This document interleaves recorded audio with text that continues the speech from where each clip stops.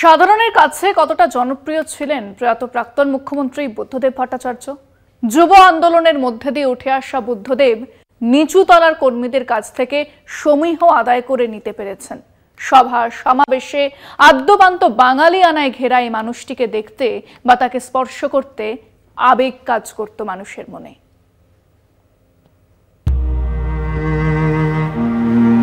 আশি বছরেই থামল জীবন। আদর্শ কমিউনিস্টের মতোই যাবতীয় নিন্দা উপহাসকে বৈরাগ্যের দৃষ্টিতে দেখে গিয়েছেন বরাবর। সাধারণ মানুষের মনে রাজ্যের প্রাক্তন মুখ্যমন্ত্রীর প্রয়াণ সংবাদ তেমন ছাপ ফেলেছে কি? যতটা জনপ্রিয় ছিলেন জ্যোতি বসু বা সুভাষ চক্রবর্তী, সাধারণ মানুষের কত কাছে ছিলেন তিনি? উঠছে প্রশ্ন। সাধারণের ভিড়ে সাবলীলভাবে না মিশেও গ্রামের মানুষের কাছের ছিলেন তিনি। তবে তাঁকে বুদ্ধদা বলে সম্বোধন করার লোক কমই ছিল। অনেকেই বুদ্ধবাবু বলেই তাঁকে ডাকতেন।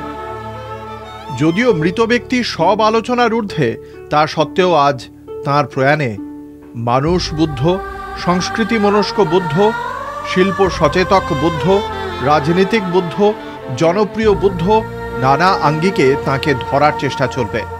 এক শ্রেণীর মানুষের কাছে ঔদ্ধত্য ও উন্নাসিকতার প্রতীক ছিলেন তিনি।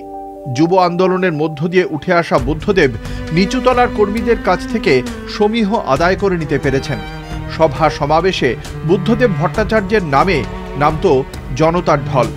শেষবার তাঁকে দলীয় কর্মসূচিতে দেখা গিয়েছিল 2019 সালের ফেব্রুয়ারি মাসে।